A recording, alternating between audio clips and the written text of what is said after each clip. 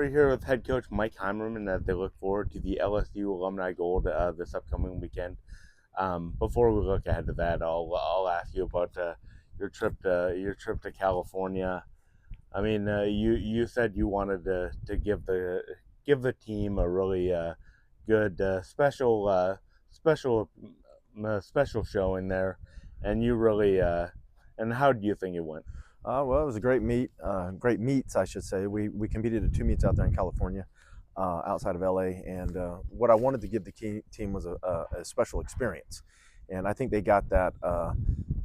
We don't fly very often, and when we do fly, it's usually for regionals or nationals, so it's for a regular season meet. That's very unusual. So we had a lot of people. Our total travel party was 46 to fly out to LA, which is a big group. The kids got to see Hollywood, the Hollywood sign, parts of LA that they probably would never see, and then they got to go to Santa Monica Pier, experience the beach, and I guess the amusement park out there on Santa Monica Pier. But we had a very good weekend. Two great meets at Azusa Pacific, the Brian Clay Invitational there, and then the Mount San Jacinto, aka Mount Sac Relays there. So it was very good, highlighted by the men's 4x4 team breaking the school record again, running the one of the fastest times in the country. I think they're number 9 or number 10 in the East region, which it's fast, 304, mid 304. I think they can run a little faster, but it's very impressive. We had a lot of good showing, so I was very, very happy with that travel.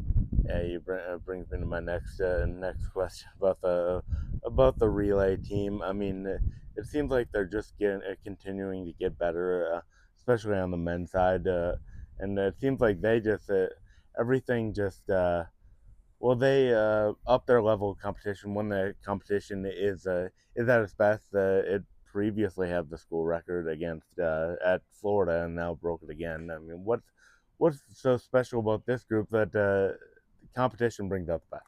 Well, they bought into Coach Pennington's program, and they've all been in it now for at least a year, because you got Will is a sophomore, and Kaysen's a senior, but this is only his second year in the program. He's a JUCO guy.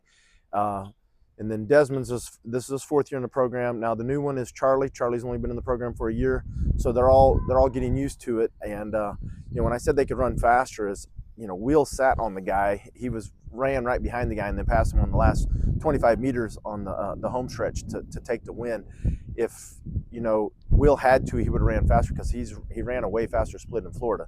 So that's why I say they can run faster. Now Desmond cranked it off with an unbelievable opening leg, and then it went to KJ, and then it went to Charlie.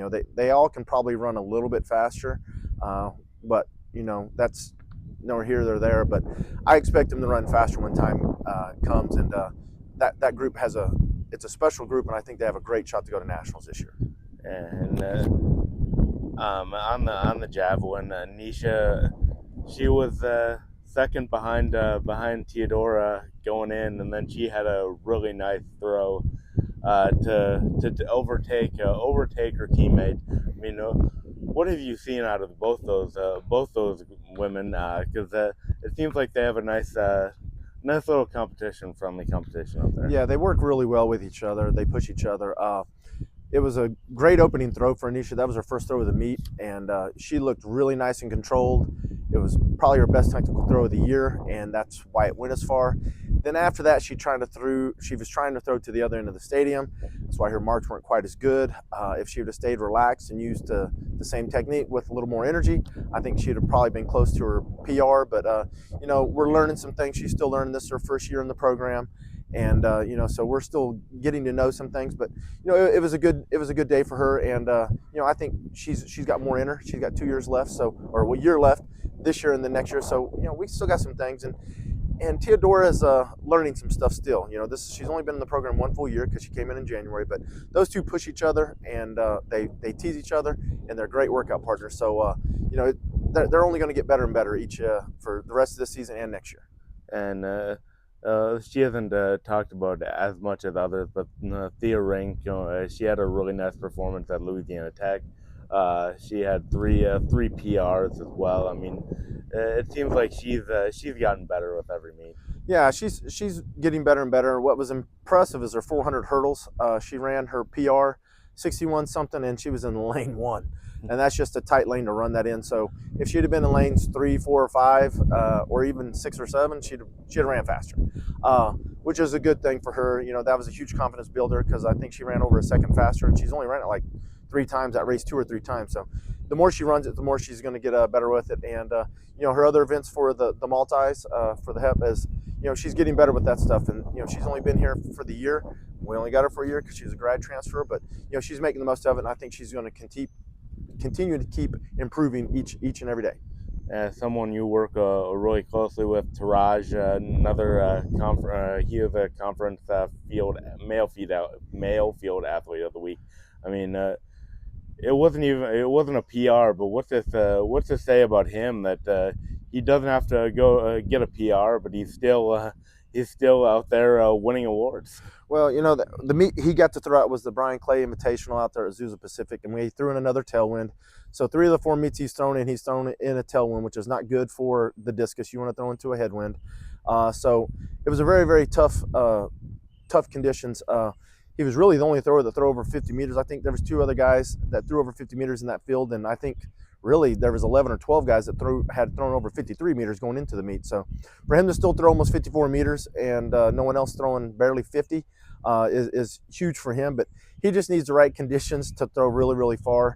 He's set up to throw 58 to 60 meters, and that's what we're shooting for. We just need the right conditions to do it, and hopefully we get some of that coming soon. And finally, looking ahead to LSU, what you looking for with that one?